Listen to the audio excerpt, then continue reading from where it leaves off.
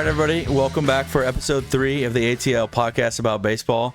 I'm joined here today by Coach Jimmy Jackson from Maryland University. Super excited to have him on. Coach, go ahead and introduce yourself. Give me a little bit of background on you in Maryland, how you got there, and how long you've been there. So I've been here for a very short period. So it's I guess the end of June technically. I grew up in the state. This has kind of always been like my hometown team. University I always rooted for. I just wasn't quite good enough to play here. I played Division II in West Virginia at a small school, very good baseball school, Shepherd University. Okay. Then I went back into coaching after playing a little bit of independent ball at a local private school here in Maryland, Archbishop Spalding, who typically is a nationally ranked high school nowadays. Then I got started in college coaching at Siena College up in New York, small Division I. Moved from there to Fordham University in the A-10. From there to James Madison University in Virginia. Transitioned from the CAA to the Sun Belt last year there. I spent 8 seasons there. And we used to play Maryland in midweeks, and Coach Swope, our head coach here, who just took over, as a Maryland guy as well. We didn't really know each other that well, even though we're a couple years apart, more so just from the recruiting trail and some development things and things like that. He knew I was, kind of the same type of learner that he is. So he reached out about coming here when he got the job, and now I'm here. Nice. I actually, I'm familiar with Shepherd University. I played college baseball at Ohio Valley, so yeah. I don't know if you played them when you were there. It was in the same conference. It's since been dissolved into 2 different conferences. And Ohio Valley isn't even a school anymore. But yeah, they came in, I believe, my senior year. We were in the WIVIAC back then. That's what we were in as well. Yeah, good old WIVIAC. Yeah, and then it became the Mountain East. With all the teams that had football, or all the schools that had football, sorry. And now Shepherd has gone into the PSAC. What year did you graduate from there, from Shepherd? 04. Okay. Yeah, so you're a little ahead of me. And then you guys had a draft pick out of Shepherd. Just recently, Brendan Doyle. And then before that, there was, by the Red Sox, lefty hitter. Yeah, he was after me. I'm blanking on his name.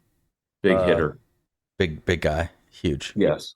Yeah. I never got to see him play because I redshirted my senior year. I got Tommy John. So, and then the year before that, I think our game got rained out, so I never actually got to see him play. So, no, I mean, that's kind of funny. I had no idea that you had graduated from Shepherd. So this is, as I said before, this first interview I'm doing with a new coach that I don't really have a huge background with. So I was a little excited, a little nervous for this. But I called on some friends and I asked who the best, most personable guy is, and they sent me your way. So no, I appreciate it. No pressure, but let's get into it. One of the things that I get a lot as a recruiting coordinator for my org is players want to know the timeline of events, when things should happen, when they should be doing things. And, obviously with the rules change on August 1st of their junior year is when you guys can reach out to them. When do you start? I'll start here. When do you start building your list for players? When do you see them? When do you notice them? When do you start putting them on your list? How does that happen for you? Yeah, I think one of the best things college baseball has done for our level is put in that new rule where we can't communicate until August. I think most coaches would probably agree with that. It was getting a little out of hand, a little odd to speak to high school freshmen and sophomores, and but then in the same night you're talking to a junior college sophomore or a transfer portal 22-year-old. You're literally going from talking to 14 to 22-year-olds in the same day. So now with the new rule, it's been great. We start kind of collecting names, I guess you'd say, freshman year, but really start trying to go watch some of the sophomores to kind of know, okay, who are we going to really hone in on the summer going into that junior year, because we need to try to watch them play in June and July to know who are we calling August 1st. Right. But the same goes as long as I've been doing this, is everybody's timeline is different. Mm-hmm. Some of the best players I've ever had a chance to coach, let alone pitchers especially, we've gotten in the fall of their senior year at different schools. I'm pretty sure to this date, any kid that I've coached that I've recruited and coached that's made it to the big leagues did not actually verbally commit until the fall of their senior year at that school I was at. And it goes with the couple guys that we had at Fordham, the couple guys we've had at JMU since, just by chance. I think that's probably the biggest issue that parents and kids run into, because they see all their teammates and their buddies committing quickly. Mm-hmm. And they think they're behind, but they're not. And I tell people all the time, like, we do a really good job here, and they've done a good job prior to me coming here, I should say, of not over recruiting and kind of having, the spots we have, and filling those spots. But at the same time, if somebody pops up in the fall or spring of their senior year, and he's a guy that we need to add to make us better, that's a perfect fit for us, we're going to try to find a way to add him. Of course.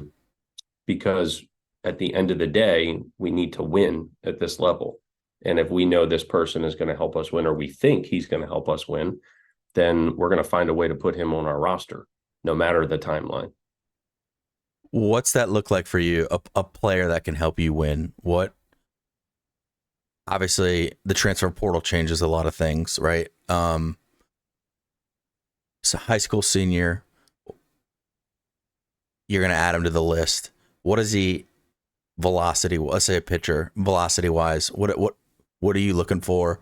What's he got to be for you to consider, helping you guys?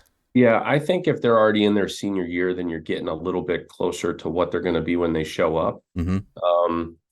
So if it's a guy, I mean, there's a lot that goes into it, of course. Of course. As I'm sure everybody's going to say the same. But, one thing that I think Coach Swope and the previous coaches here have really put in place is getting the right people in place, from a recruiting standpoint. So everybody will tell you, they're looking for the right kid, or a good kid, or a hard worker. And yes, we are. But the one thing that I think sets us apart probably from most Power 5 schools that I really like is the fact that our facilities here are solid. Mm-hmm. But they by no means are exceptional compared to Power 5 schools. And as much as it would be great to have a bigger stadium, a prettier indoor, more seats in the stands, it's also kind of that niche of the way, I've heard Swope mention it, and Tommy, one of our other coaches, like, hey, our indoor facility might be crap, but we mash. So our hitters are some of the best in the country. This offense has been one of the best in the country for multiple years. And if you saw our indoor facility, it is not good at all. So when we bring recruits on campus, it's like, hey, man, if you're looking for the glitz and the glamour of Power 5, this ain't it. So we do need the right kids. We need kids that are willing to look past having a third of the seats in the stands. Now we are building a new indoor, but at the end of the day, we have what we have right now. Of course. The field is nice. Don't get me wrong. Everything's fine. But we need kids that want to come here to win championships, develop, and get a degree. And they need to buy into what we do from a development standpoint, which they do, to know this is the best place that's going to set them up forever. So that goes, and I know it's long-winded, but that goes into their senior year. Yes, when we go to watch them, if we know it's the right person, we know it's a hard worker, we know he's not going to be worried about not having maybe some of the prettier things. Now it comes down to ability, of course.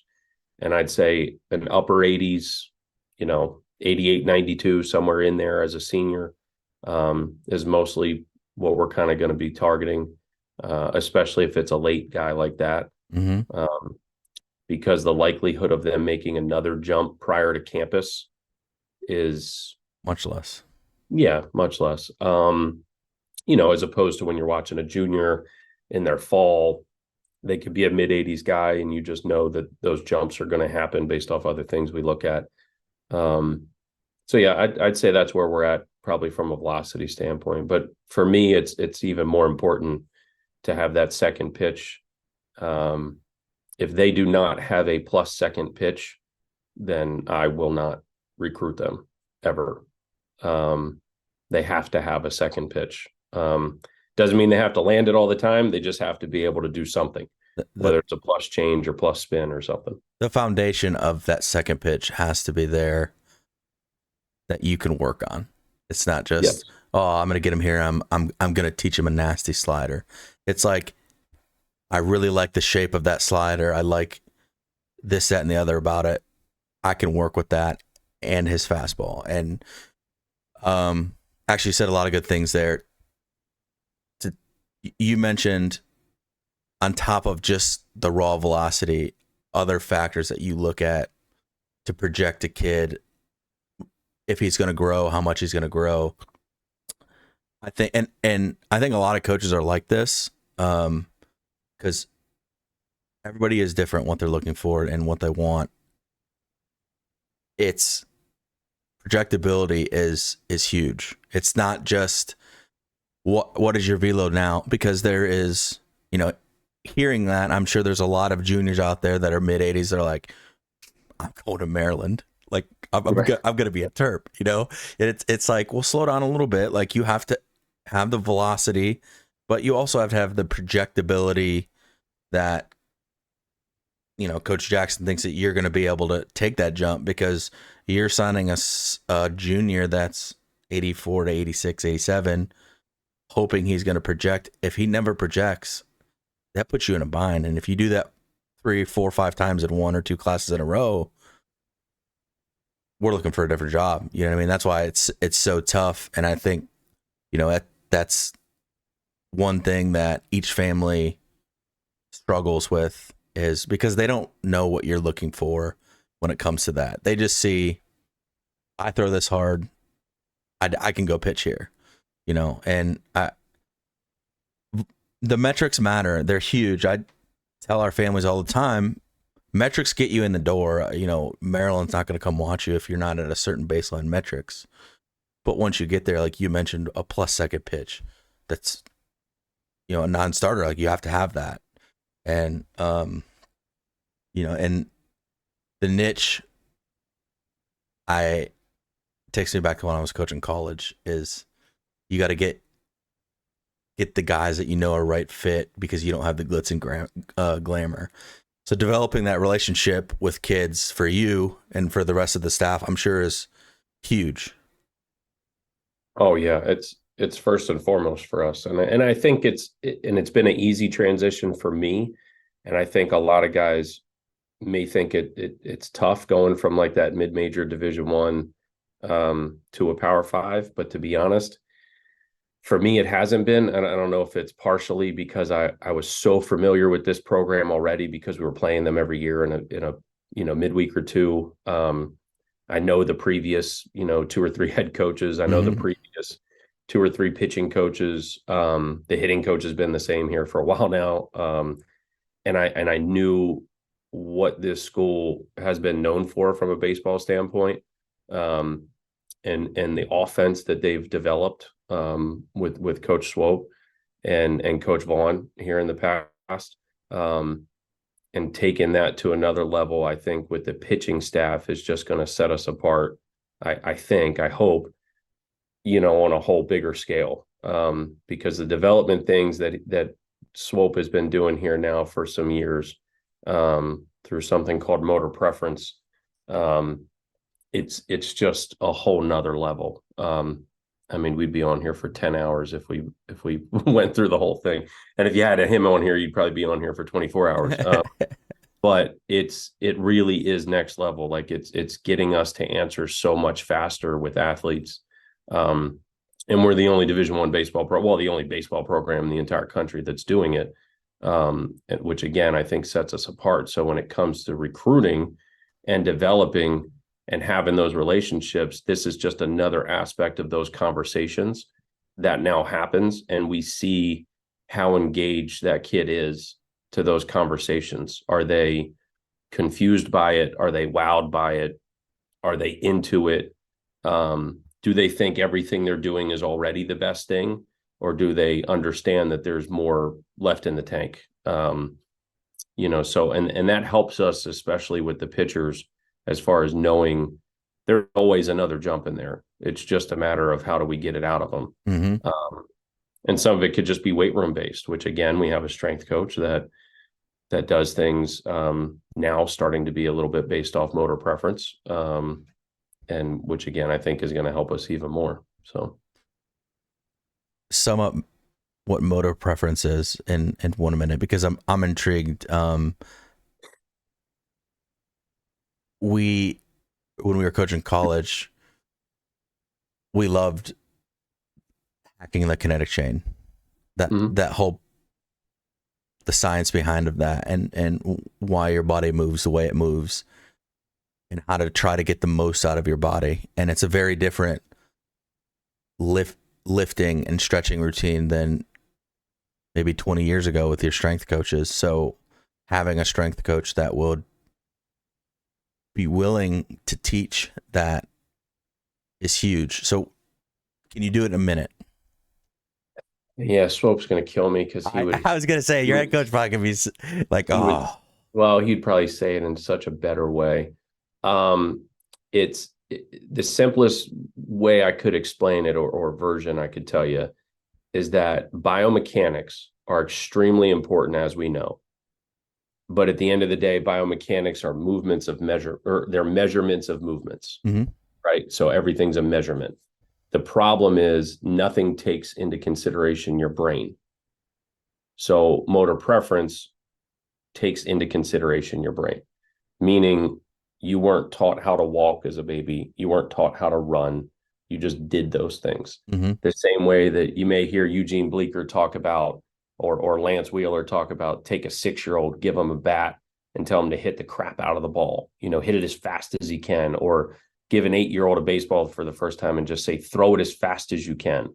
Their body's going to do certain things to generate velocity, right? Strength and velocity, even though they're weak little kids. They can still do that. So motor preference, we run guys through about 12 tests. They fall into 2 buckets. And then from there, it's, 100,000 different ways they could map out or test out. And basically we know, are they a guy that likes to move more from their heels or their forefoot? Are they someone that likes their limbs to be a little closer to their body or a little further? Are they a guy that's going to have their forearms parallel to the ground when they go to separate, or are they going to have their forearms a little bit more vertical in order to be from a higher slot? It's a lot of different encompassing things. And from that, you're able to design a coaching plan with that person. Yes. And it, to be honest, the best way I could say it is it gets us to the answers faster than I've ever had before. Understanding biomechanics and understanding all the plyo drills out there, and the med ball drills and the core velocity belt drills, and all of those things I've done over the last 18 years has been extremely important and helped me immensely as a coach. But now being able to say, okay, how come when I gave those same drills to this guy, I swore they fit him? It made sense to me. Why didn't it work? Or why didn't it make him better? Or sometimes, and as a coach, you start thinking, maybe he's not doing it as much as I told him to do it. Yeah.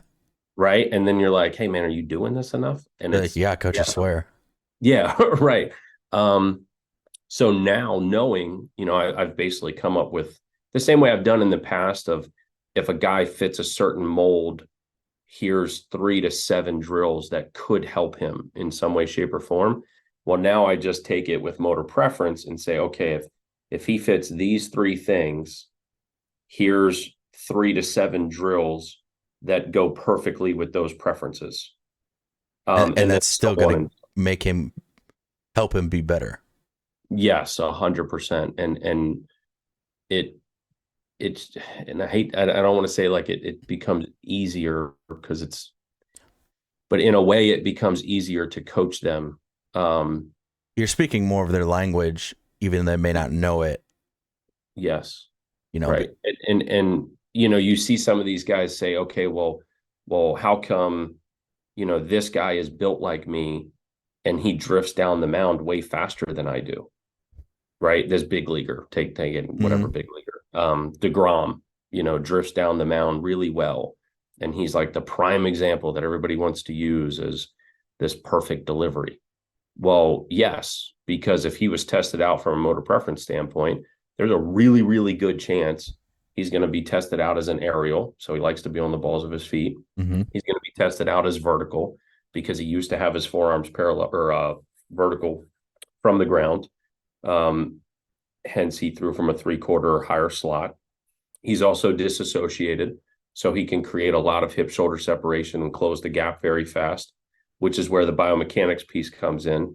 We know from biomechanics that gap has to be closed fast, no matter how big of a gap it is. Mm-hmm. So if this is your upper and this is your lower body, and I create a ton of hip shoulder separation, none of it matters unless I can close that gap when it comes time to rotate. And we know that from biomechanics, which is great. But how do we know if you need to create 20 degrees of separation and I need to create 40? Right? We don't know that based off biomechanics. From a motor preference standpoint, we now know if they're associated, they're going to be 30 degrees or less. If they're disassociated, they're going to be greater than 30. So again, it's just getting us to answer so much faster to where you look at somebody like a DeGrom that everybody uses as a poster boy or poster child, I guess you'd say, as the best pitcher in the world. But over the course of the last, I think, 3 to 5 seasons, he started to have a lot of injuries. And there's been one glaring difference in what he's doing in his delivery, very different. And then it started to lead to injuries, which I don't know if people are pointing to that change, or if they're just saying, oh, he throws so hard, so therefore he was bound to get hurt. I don't know. I mean, I don't coach him, but if you go on Twitter, you know that he probably got hurt because he throws weighted balls, because weighted balls mean that you're 1,000% going to give Tommy John and probably blow out your shoulder and maybe your knee while you're at it. I don't know. I'm just kidding. Right. For those that are watching this, I don't know. I'm or listening to the podcast. I'm trolling. That's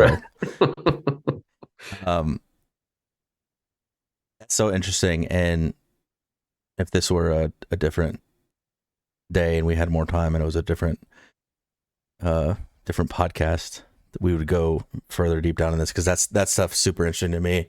It's always been interesting. The head of our organization, who was our head coach when I was at Oglethorpe, before we started doing this, just figuring out the how and the why and how to be more efficient and, like you said, get to the answers quicker and better. And that just gives our players a little bit of insight on everything that goes into being a Division I player. I mean, you're not just going out and playing catch every day and you're done. There's so much more to the development of a baseball player. It's a job. It's a full-time job, especially at the Division I level. And sometimes I don't know that everyone understands that or realizes that. As JJ and I joked before, as every kid comes in and the parents say he's the hardest working kid you'll ever see, it's like, well, we'll see.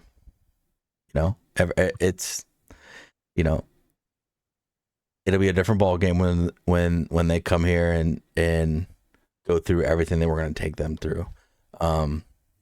So for a high school freshman or an eighth grader, someone that young, in your opinion, what do they need to be doing? Like, say my goal is to coach college or play college baseball. Coach Jackson, I'm an eighth grader. What should I be doing? Should I quit all my other sports? Should I get in the weight room? Do I hire a hitting coach? Do I hire a pitching coach? What should I do? No, I think the more you can play, the better.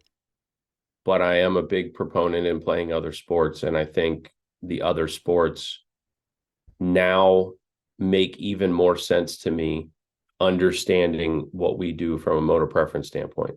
So, for instance, if you're a baseball player first, like I'm sure you were, like I was, I always looked at myself as a baseball player first. I did play football, then soccer, and then I did play basketball every winter. But when I was playing those sports, I didn't really get coached very much. I just did whatever the heck I needed to do to be as good as I could be at that sport, because it wasn't my primary sport. So I still worked hard and I played hard. I played as many games as I could, but if I wasn't fast enough, I just started doing more sprints. I didn't go get a track coach. I just sprinted more. If I wasn't quick enough on defense laterally in basketball, I just worked harder and guarded the better guys in practice. I didn't worry about the positions my body was in. So naturally my body got put in the best positions. Mm-hmm. I didn't need to be coached into it. My body just did it. And the problem for me from a baseball aspect was I didn't get, we didn't have private lessons and stuff when I was playing, but we still had coaches and people that were trying to help, and they thought they were doing the right things in what they were telling us. But 9 times out of 10, most of it didn't help me very much. Mentally, it helped me a lot with the coaches I had, but not physically. So getting my foot down early and keeping my hands back and then trying to swing just never worked. It just didn't work for me. But I kept trying to do it because that's the way I was coached. So my best advice for an 8th or 9th grader is go play and figure out what works best for you, not just what you're being coached on. So yes, you listen to your coach. If they tell you to do something, you do it. But then you also have to be mature enough to give that coach feedback, to say, coach, I'm trying to do this with my hands. I can't, or it doesn't feel comfortable, or I feel stuck, or whatever the case may be. And then hopefully you have coaches that are open to understand, okay, well, I don't know why this doesn't feel right because it works for Johnny, Timmy, and Joey over here, but it's not working for Bobby. Well, Bobby's a different mover. That's why. So find something else that works for him. But I think the more you play as a kid, the more you start figuring that stuff out on your own. The more, it's just, if you want to throw faster, start trying to throw faster and see what your body does. If you want to hit the ball further, try to hit the crap out of it, see what it does, see what your body does. But yeah, the more they can play, the more they can learn at that age, the better. The least most important thing should be trying to be recruited at those ages. When do you start worrying about going to this showcase, going to that showcase? Where would I fit in? How do I even go about figuring that out? At what age do you think they should start having those conversations with mom and dad, with high school coach, travel coach, and whatnot? I think sophomore summer going into junior year is the best time to start those things. Because one, you see, am I as advanced as I think I am? Or am I behind by a good bit? And if so, what am I behind in? And you can start training those things starting at the end of that sophomore season, going into that junior year while you're playing. And I think, and I know, and as well as I do on Twitter and all these social media things, that's the biggest debate, right? Is, at least for baseball, is should you specialize? Should you not? Should you just train to become a better athlete, or should you actually play more baseball games? And I think it depends on the guy. Some guys can train like crazy, not play as many games, and it works out for them. If that's what they want to do, then do it. If they want to play other sports, then play it. You shouldn't be forced into playing other sports. But if you really enjoy them, then do them. But yeah, I would say that summer going into junior year, for me, at least as a coach, that gives you a good pulse on where you're at compared to other guys in that class. I think that's one of the hardest things for me is in this position. There's no, like you said, some guys need to play more games. Some guys can be built in the lab, what have you. You know what I mean? Where you've seen some guys that just train and they don't play many games and they look really great in video and they look great in BP, but then when it comes out to games, they're 0 for 4 because they got spun 12 breaking balls and they have 100x velo off a tee. But you know as well as I do, we don't ever hit off of a tee in a game, right? Right. And then there's some guys that their hand-eye coordination is more developed, so they can train more and play less and be okay. And the recruiting path is there's not like do this and then do this and then do this and then you get recruited. Everybody's recruiting path is so different, and there's so many different ways to be recruited. And I find myself a lot of times giving a lot of like, I don't want to say wishy-washy answers, but say I get a question of, should I go to this showcase or should I do this instead? It's like, well, what do you want? What kind of baseball player do you think you're going to be good enough for that school? And there's so many different answers that you can have for that kid, and every kid is different. There's just not there's not like a checklist of do this and this and then you're a college baseball player. I mean, I'm sure being in the game as long as you have, you've kind of dealt with that same thing, and you've seen thousands of different ways kids are recruited, you know? So I think that's one thing of like having guys like you on here is just to shed a little bit of light on, it's not too, you're not behind, or you're not as behind as you think you are. There's various ways to get recruited. There's various ways to become a baseball player, a good baseball player. Some of it is you need to train more. Some of it is you need to play more. You know, and all that. So.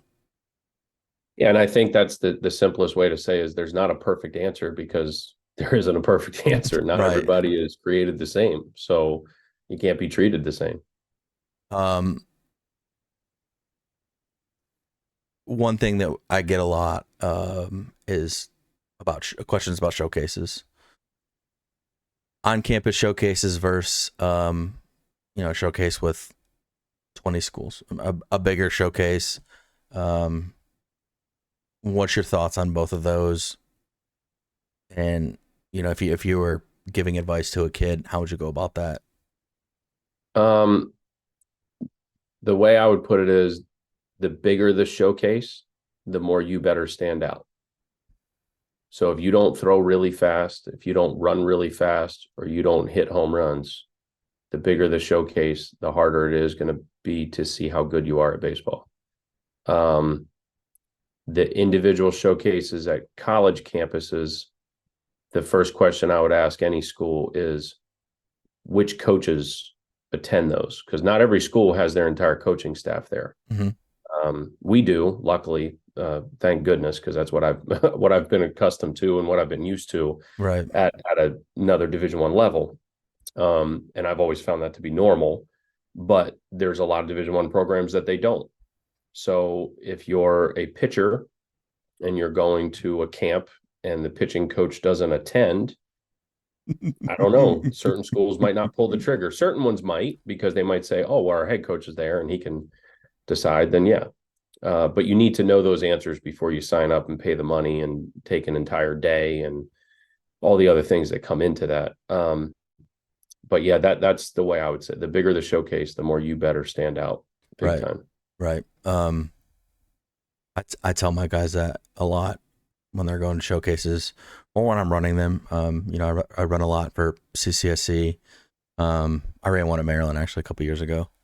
Give your facility some credit. They're okay. They're all right. You guys are doing all right. Our facilities aren't bad by any means. No. But hey, look, there's 200 hitters at this camp. There's going to be a lot of backside singles. There's going to be a lot of line drives off the middle. Nobody's getting recruited off a line drive off the middle. You have to do something that's going to stand out. I'm not saying you have to hit a home run, but if your body moves well and you hit 5 balls backside on the ground, you're probably not going to get another look. If you hit a couple doubles in the gap and you square them up and your body moves well, and like we talked about projectability, then you give yourself a chance. But you got to do something. It's so hard for a pitching coach. I mean, you're going to see a guy.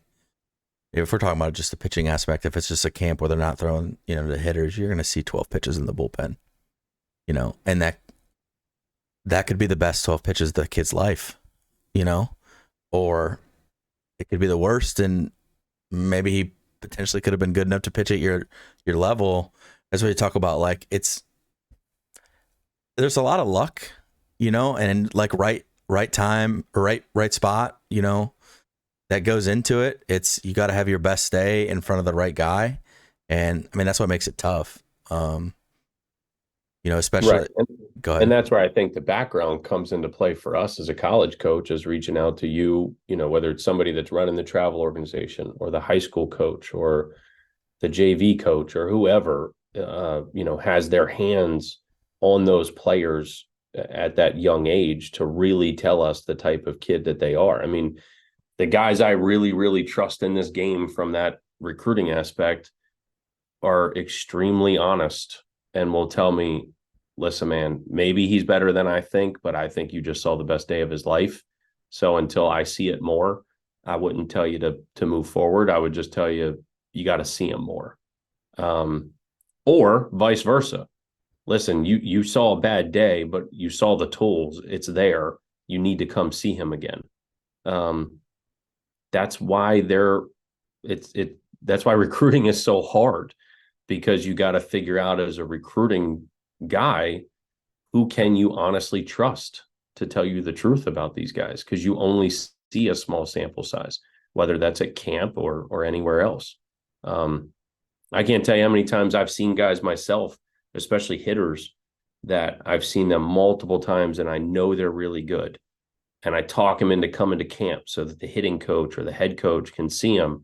And then they have the worst day ever. And then you feel, as the pitching coach trying to recruit this hitter, you're like, oh my gosh, I'm telling you, he's so good.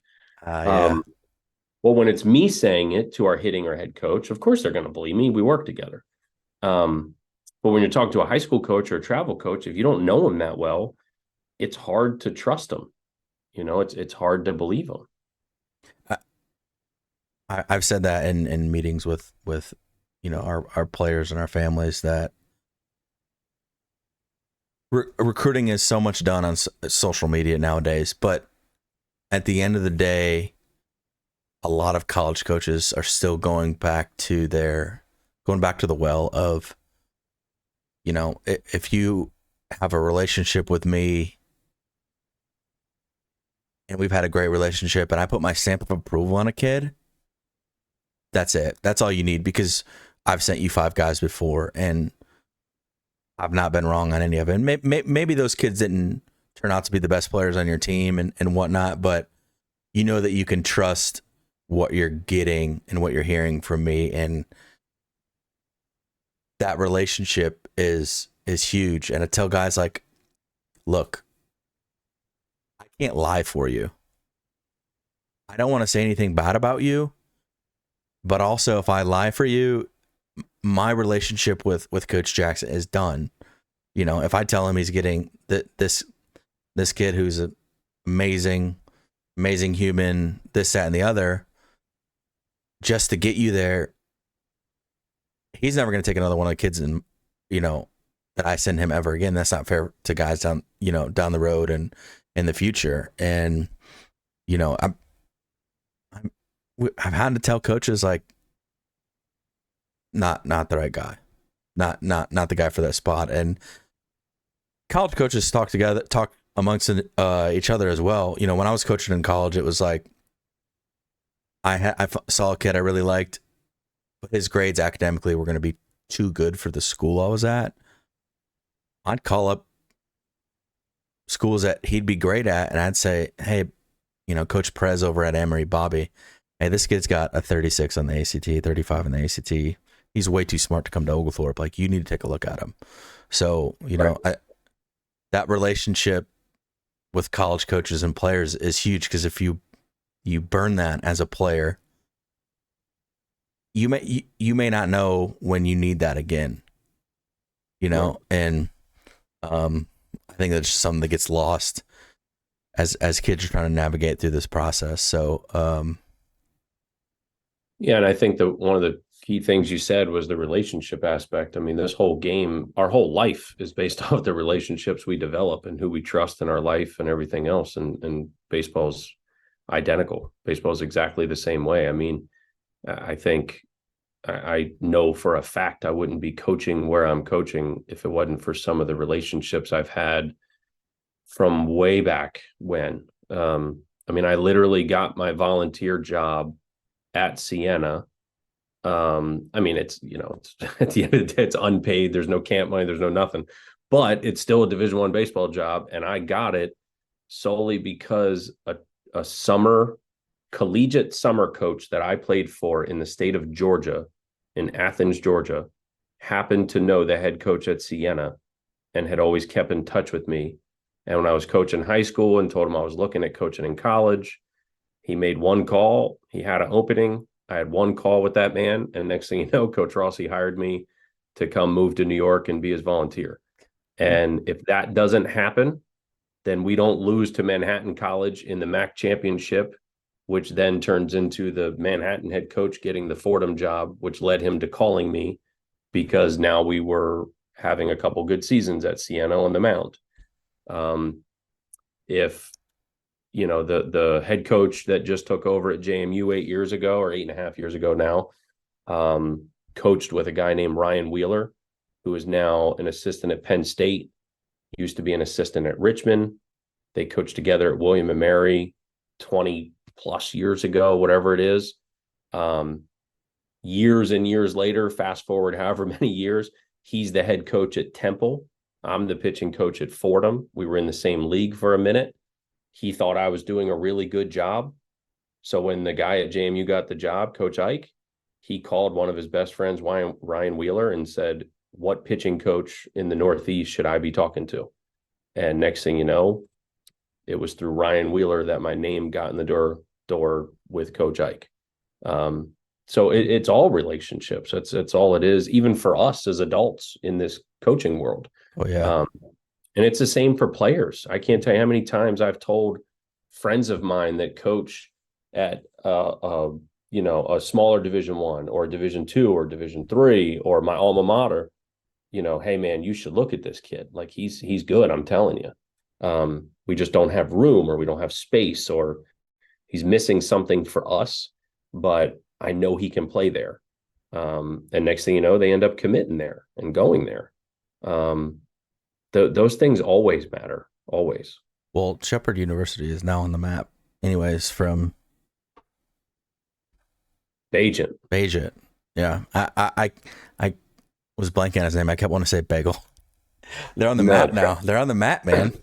They were on the map to me for a while. No, well, his dad pitched there right before I did, literally right before I did, and used to come back and hang out with us sometimes when he was starting to get into arm wrestling. Oddly enough, that's a real thing. Oh, That's amazing.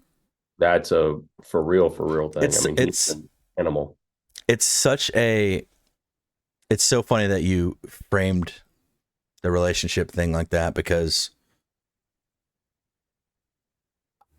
I am here where I'm at because I coached in the Valley League for a summer while I was still playing. I knew I wasn't going to be drafted, and by this point, I knew I didn't want to teach. I got my undergrad and master's degree in education and curriculum. So my coach was nice enough to bring me down there as an assistant coach in Covington, and I met a player there. We stayed in touch, whatnot, and then next year I was maybe 2 years. I was in the Jayhawk League, and we needed another bat, and this kid played at Oglethorpe. He was a Hurricane for a year, and then dropped and went Division III. Didn't work out at Miami, but I just said, I got a kid. So I brought him out for the summer, and it ended up working out. And he was like, look, we got a job opening. It's going to turn into full time. And if he didn't, I was one day away from putting my 2 weeks in where I was at, and at the small school in Iowa, because I just was like, I can't make I hate it here.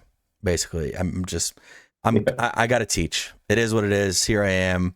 I want a family. I want a kid. I want to get married. I can't do it on a salary of part-time. And I was one day away from being out of college coaching, and, I had an interview and came down here, and it's not just, I never knew that I made such an impact on that kid, that he was like, hey, Gio, I have a guy. He was playing still at the time. He goes, I have a guy that you need to hire as an assistant coach. He's the guy, and you don't realize who's watching. You don't realize who's listening. And it's all the time, everywhere. You're making an impact. You're making a first impression. When you're playing, like, you don't know what college coach is there watching you. And I think I tell our guys that it's more, when you go to those big camps, it's more about not getting crossed off the list than it is getting circled. Because, like, I know when I would go recruit, like, it was so much easier just to cross names off than, like, circle kids, right? Like, if the kid didn't have the grades, if, I heard the kid talking to his parents and it was disrespectful. Like, what number is that? And then just like it, and I knew for me, if I put a permanent marker through your name, you could hit 10 home runs after that. If I put a permanent marker through your name, there's no coming back, right? Like, because if I got to that point, I wasn't recruiting you, because, like you said in the beginning, what kind of person you're getting is everything. And Right. and the relationships, and it sucks that something you do when you're so young can change. Something you do or you don't do when you're so young can change the trajectory of your life. It's just kind of, the way it is, right? Like, kids are going to make mistakes and they got to learn from them, but the sooner they understand that's that way, the better for them. But Yeah, for sure. I mean, and I think that's something that, I've been lucky, really, really lucky, because every head coach that I have worked for is some of the nicest men you'll ever meet in your life. Like, good family guys, good people, recruited similarly. Now, again, I think this just being a different level is a little different. We can afford to cross off even more easily. mm-hmm. Where once in a while at other schools, it's like, well, he did do this, but let me keep watching. You got to maybe give him a second chance with some things. But at the end of the day, yeah, you're right, 100%. I mean, it's so easy to cross guys off. I mean, we just had camp yesterday, and we had just over 70 guys, and that was kind of where we were capping it in order to play 2 games and see them in a real setting. And I mean, gosh, the amount of text that we get as between our 4 coaches, before the day is even over Oh from yeah. travel ball coaches and high school coaches and everybody, like, how did Joey look? It's great because those are all people we have relationships with, but the struggle is, okay, yeah, but at the end of the day, it was one day, it was one game, Yeah. it was one workout. Now there are times we've pulled the trigger on one day if all the background checks out. But that's difficult. I mean, Yeah. more often than not, it's just going to now force our hand to go watch that guy in games come springtime or summer. Yep. Yep. And I try to tell guys that a lot. It's everything you're doing with, like when you send your email to the coach, attach a video link, you're not getting an offer from that video link, right? Like you're just trying to get enough interest for that coach to come have a phone call with you or have a phone call with coach, and then get them out to come watch you. And it's the same thing when you're going to camp. Is we get a lot. Is this just a moneymaker? I'm like, look, both things can be true. Are they going to make money in this camp? Absolutely. Is there going to be kids from this camp that are recruited?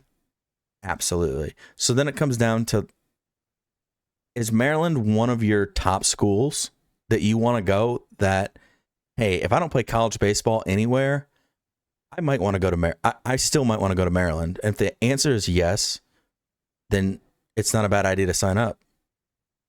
You also need to look at, do I check enough boxes to play at Maryland, or to at least pique the coach's interest to come back and watch me? If the answer is definitely yes, then yes, it's a great camp. If the answer is definitely no, then you're going there for the experience. And you might be young, and I tell our young guys, like, yeah, you as a freshman or sophomore, yeah, it's not a bad idea to go to camp, because when you get on the mound and there's 10 radar guns there, your first time, most kids are going to be nervous, and once you've done that 3 or 4 times, that your nerves settle, and then you're used to it, and then you're ready to perform. So is the camp going to be a moneymaker? Yes, for all the kids out there that are unrealistic about where they can play at, or they've not been given good information. Yeah, it's a moneymaker. But both can be true. You can be recruited out of camp. You just got to stand out. Like you mentioned before, the bigger the camp, the more you got to stand out. Right. Right. And that's the thing. I think you're 100%. I mean, I've had friends that now have kids at that age, and they ask me exactly the same thing. And I'm like, yeah, if he hasn't been in that setting yet, sure, send him to one of the big camps, but just do one. Just do it for an experience. See how nervous he is. Mm-hmm. See if he's not nervous. See if he just had the worst day of his life, and can he get over it? Because we all know this game is more mental than anything else. So make things mentally harder. Make it challenging. Put him in a situation where maybe you don't think he can play there, but how do you know until you do it? What if he goes and outperforms what you've ever thought because he rose to the occasion, as we all say? You don't know until you do it, so yeah. But if you're a freshman and you're trying to sign up for a dozen Division I baseball camps, and on top of it 6 more showcases in the summer, to me that's just a waste. Yeah, unless you're a freshman throwing 92 miles an hour, then maybe you do that. But if you're that different, there's people are gonna know. I don't want to say that they'll find you, because you have to be your biggest advocate, right? Like if you want to play somewhere, or you want to play college baseball, you got to sell yourself, and you got to make it happen, and you got to reach out to these schools, because yes, a school might reach out to you, or they might just happen to see you play one day, but do you want to take the chance? Whereas if you got to hang them up, you can look back and say, I exhausted all possibilities. I went down every avenue. I got 2 offers, and I wasn't willing to sacrifice my education, or some of the schools weren't a great fit, but I did everything I could. And if you're not your best advocate, who's going to advocate for you? You you can't rely on other people. And if you have other people that will do that for you and they'll help you along the way, that's great. But we're talking about a kid's life. They got to say, I want college baseball. I want to play college baseball, or if they want to play pro ball, then it's got to start from an early age. It's not just selling yourself. It's your training and your diet, how much sleep you're getting, all that stuff. How much of that do you guys measure, like at your level? This is totally off topic. How much of the diet and the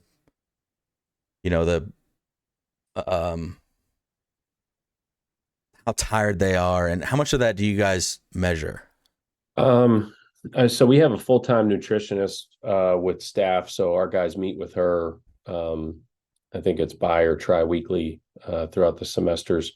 She also is the one that supplies the fueling stations and all the weight rooms and things like that, and in our locker room. So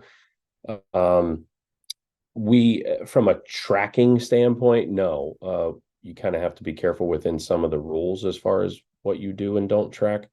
All of our hitters wear like a catapult while they're practicing and playing in games. So we are measuring certain things. But as far as sleep and nutrition, it's more so something we emphasize a lot. And then our nutritionist does a really good job here of being on the guys about what they are or are not putting in their bodies, and discussing sleep and things like that. So, like, for instance, I think we do something really cool here where we don't even practice on the weekends. In the fall, we give them the entire weekend off. It's awesome. Knowing that, one, they're going to be college kids. Two, they want to be college kids. The only weekend we did anything was because we scrimmaged UVA on a Sunday. Just because in our schedules, that's the only way it would work. And we did a really light, like literally 50-minute practice on Saturday going into that, just so that they didn't do nothing for a whole day before playing. Of course. That was it. The entire fall, we give them Saturday and Sunday off. So from a recovery standpoint, all we're asking for is on Sunday, hopefully you go to bed at a decent time, do the same thing Monday through Thursday. And then that way, if you go and become a normal kid on Friday and Saturday nights, then have fun, be safe, and come back ready to lift first thing Monday morning. I love that. I love that you guys let them be kids. Like they need the college experience too. And, of course, most of them are probably trying to make it in pro ball or would welcome that opportunity. But the game's going to give us all up at some point, right? And like we talked about, relationships are everything.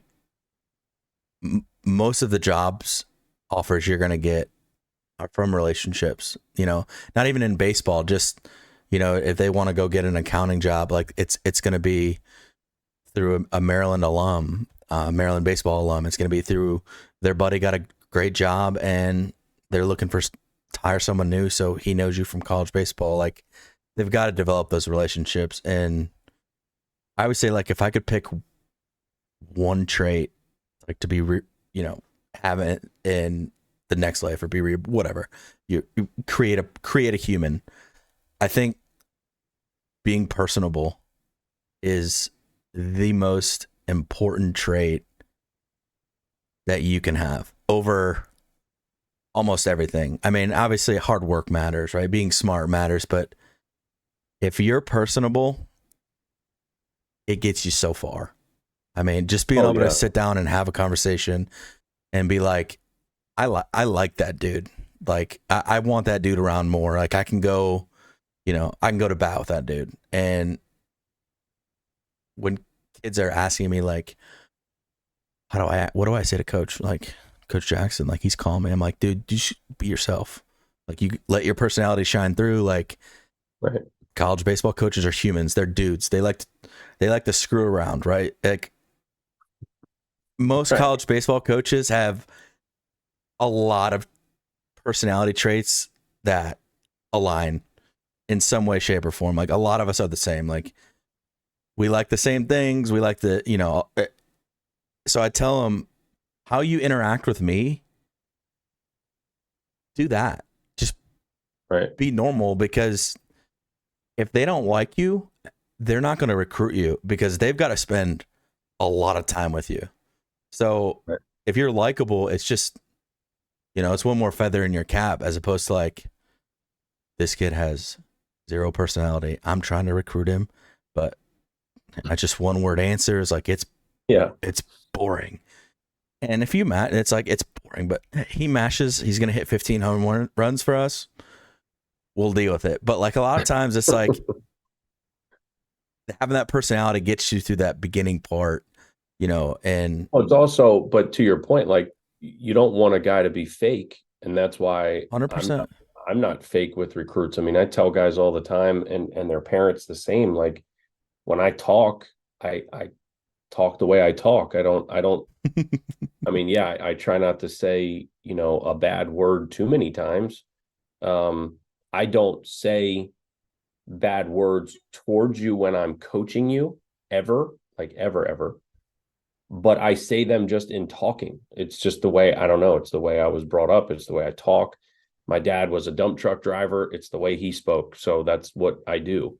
I don't mean it's not offensive. I don't mean it to be offensive, but it's the way I speak. So when I'm recruiting a guy and we're sitting there talking and I might say a word or two here or there. Yeah. I mean, if you're offended by it, man, don't come play here. Then don't play for me. Like, don't let me coach you. If we don't get along, don't come. Like the same reason why I don't want that kid to be fake with me, because then when you show up, you're not the guy I recruited. This is not going to work out. So be the guy that I think you are on the visit, the same way that when you show up. And there's guys all the time that are, they might be a little bit of a smart aleck here and there with one of their parents, but I see how the parent responds. And if that's a normal thing from like dad to son, it doesn't bother me at all. fine. If mom or dad look at them like, oh my God, I can't believe you just did that in front of coach, and we try to make you not do those things, but you just let it out, well, then that's probably a problem. So there's all kinds of things. Like, but at the end of the day, man, these kids need to understand, like, just be yourself. If we don't like you, that's okay. There's 299 other Division I schools. And loads of other Division II, Division And III, there's junior way more college. Division II, III junior colleges. So Yep. one school is not the end of the world. And I don't know. I've just always looked at it that way because, like you said, like I'm the I same. cut up a lot with our guys. I joke around a lot with our guys. It's who I am. It's how I am. I pick on some of our guys, not in a mean way. I'm the same way. Actually, Gio had, when we were coaching together at Oglethorpe, like I'm a very sarcastic person, and Yeah. I sometimes have a dry sense of humor because it's funnier when it comes across as like when they don't know if you're kidding or not. They're like, is he really? Yeah. And that's how I would joke. And he had to send me an article one time about how that can create a mistrust between players. And I had to tweak a little bit, like how my sarcasm came across. But if I'm joking with you in off the field stuff, it's because I like you, right? Had to cut back the joking about like, how they played 2 weeks ago, even though I think, Right. well, 2 weeks is they're over it by now, but like really they're not, I'm a 28-year-old coach, like just joking back and forth and like, haha. And they're like, haha. And then they walk away and they're like, oh my God, coach just called me out for doing this or doing that, and it develops that mistrust. But like, that's something that as a coach, you just got to grow with. But I was the same way where I'm not going to change who I am because I don't want you to be surprised when you come here. I want you to get what you think you're getting, and I want to get what I think I'm getting. So, no, right. I know we're running out of time, and you got a meeting here, so I'm glad we touched on a lot of this stuff, and we went down a couple different paths. I didn't think we were gonna go down today, but again, the biomechanics and the stuff that you guys do is super interesting, and I think, again, it might not be all about recruiting, but I think it's important for people to see stuff that they're going to be getting at a Division I school, and what it takes to be a college baseball player. So we got to end with the lightning round real quick here. I'm going to ask you a couple questions, like 1 to 5 word answers. Totally unimportant, just some little fun gimmick. We're the ATL Lightning, so calling it the lightning round sounded fitting. I like it. Is a hot dog a sandwich? No. Are you pro or anti-shift? Pro. What's your favorite Gatorade flavor? What? What's your favorite Gatorade flavor? Red. I'm glad that you didn't give me an actual flavor. You gave me a color. I would do the same. I don't know the flavors. No, just colors, 100%. Big League Chew or Double Bubble? Big League Chew. You have any pregame superstitions? Yeah. We can't share them, can we, with that chuckle? No, I mean, nothing bad. Nothing like dirty or bad. Just, yeah, there's some. Pitching duel or offensive clinic? Pitching duel. What's your favorite baseball player? Cal Ripken. Green Monster or Chicago Ivy? Ivy. Adam Sandler or Vince Vaughn? Adam Sandler.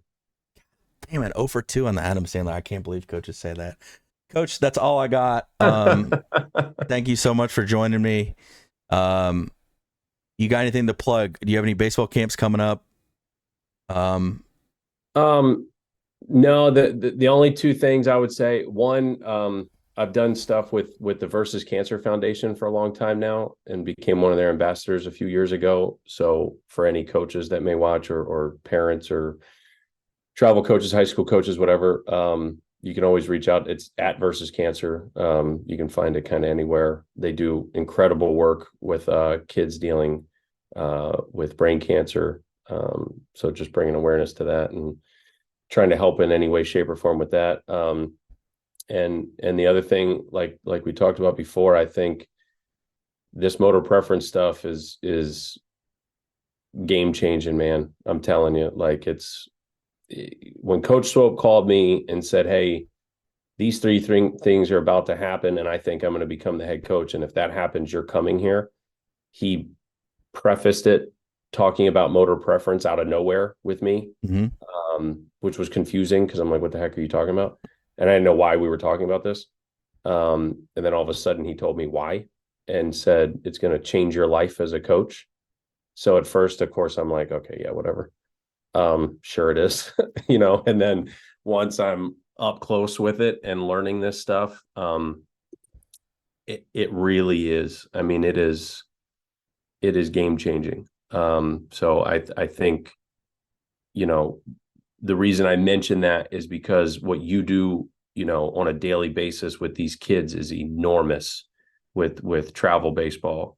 And I think a lot of it gets a bad rep for some bad, I don't know the reason, but I think it's awesome. I love travel ball. I think the competition level is incredible. That's where I want to see guys. But I think you, as well as those players doing their research on these programs from a development standpoint, is not a matter of just looking at draft picks. It's actually asking the coaches, how are you going to make me better? What do you do? Like, you'd be shocked at the Division I programs that say they can teach things from a biomechanical standpoint and then pay companies to read the biomechanics printouts. Or, yes, we have TrackMan, but we send it to Tread Athletics to tell us what the heck TrackMan is telling us. Like, that means they ain't doing the developing.